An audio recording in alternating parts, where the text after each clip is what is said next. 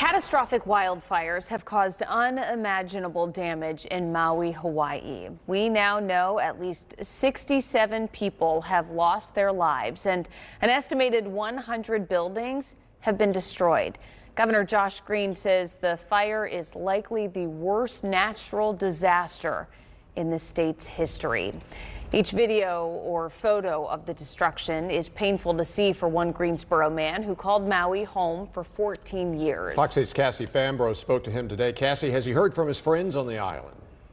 Andrew and his wife Sylvia say that they have checked in with the people that they still know on the island, and thankfully they're as okay as they can be, but the western part of Maui will never be the same.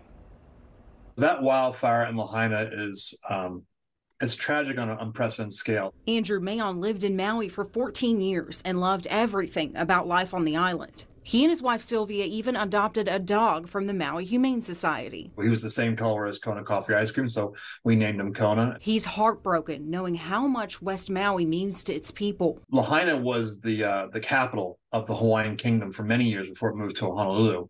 So just the history of that in itself, the Hawaiian people, they find that place very special. It's the heart of what Maui was. He says the videos from Lahaina are chilling to see, knowing how much history is now in ashes. The oldest house that was ever built on Maui, the Baldwin House, was there.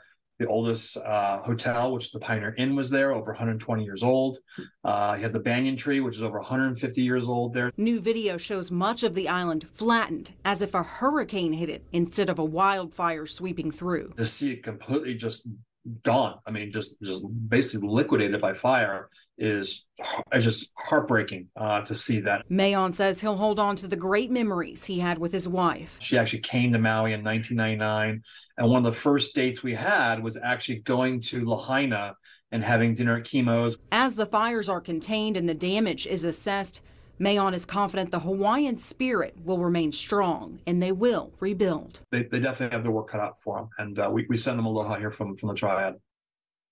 His wife Sylvia is asking people to donate to the Humane Society of Maui.